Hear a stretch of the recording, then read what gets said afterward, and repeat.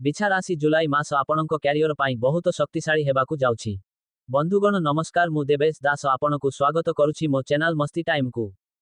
मोर अनुरोध कि टिके मो वीडियो को लाइक और चैनल को सब्सक्राइब कर दियंतु प्लीज। बंधुगण ध्यान दियंतु, बिछा राशिर लोकंक पाई जुलाई 2025 मास मिश्रित हेबाकु जाउछि, जेउठारे आपणकु किछि क्षेत्र रे सफलता मिलिबो, जेतेबेले किछि स्थान रे आपणकु सतर्कता अवलंबन करिबाकु पड़िबो। ग्रहमानंकर स्थिति अनुसार एगुड़िक हेउछि संभाव्य प्रभाव। सकारात्मक दिग, क्यारियर एवं व्यवसाय। एही मास आपणक क्यारियर पाई बहुत शक्तिशाली हेबाकु जाउछि। आपण निज कार्यक्षेत्र रे अधिक शक्तिशाली एवं सक्रिय अनुभव करिवे। मंगल ग्रह आपणक दशम घरे रहिबा द्वारा आपणकु कार्यक्षेत्र रे भल संभावना एवं शक्ति मिलिबो। गुरुंक कृपा द्वारा पदोन्नति एवं अर्थ पाई भल सुजोग मिलि पारिबो। आपणक अटकी रहिथिबा किछि आर्थिक एवं पारिवारिक कार्य संपूर्ण हेबो। आपणकु नुआ लोकंक समर्थन मिलिबो, जहा आपणक जटिल कार्यर समाधान करिबो एवं व्यवसाय रे उन्नति पाई सुजोग मध्य देबो। विशेषकरी जेउमाने सेना, क्रीडा किंबा सरकारी क्षेत्र सहित जड़ित अछंती सेमानंकु एही मासरे एक बड़ लाभ मिलि पारे। पदोन्नति एवं पदोन्नतिर भल मिश्रण रहिछि। भाग्य साथीरे, जुलाई 17 परे सूर्य आपणक नवम घरे भाग्य भाव रहिबे, जहा आपणकु भाग्यर समर्थन देबो।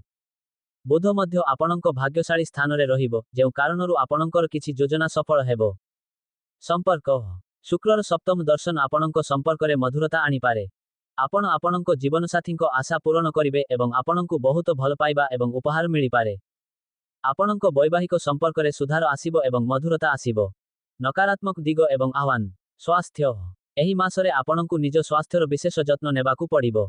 आपणक अष्टम घरे बृहस्पतिर रहणी स्वास्थ्य समस्या सृष्टि करि पारे।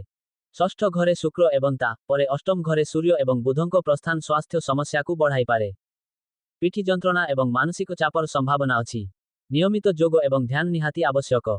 क्रोध एवं व्यवहार आपणकर क्रोध एवं आक्रामकता वृद्धि पाई पारे, जहा आपणक आचरण को बदलाई पारे। उद्वेग एवं अवसाद मध्य होई पारे। निजर क्रोध एवं कथावार्ता को नियंत्रण करिबा अत्यंत गुरुत्वपूर्ण, नचेत करा जाइथिबा कार्य मध्य नष्ट होई पारे। आर्थिक मामला किछि खर्च बढ़ी पारे। आर्थिक प्रसंगरे तरबरिया निष्पत्ति नेबा ठारु दूरेई रुहंतु। अपरिचित व्यक्तिंको सह व्यक्तिगत किंबा आर्थिक सूचना शेयर करंतु नाही।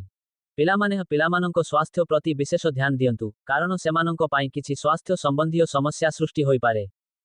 स्वाभाविक आपणंक मासिक आय रे परिवर्तन होई पारे। लाभ हेब, किंतु एथिरे किछि विलंब होई पारे।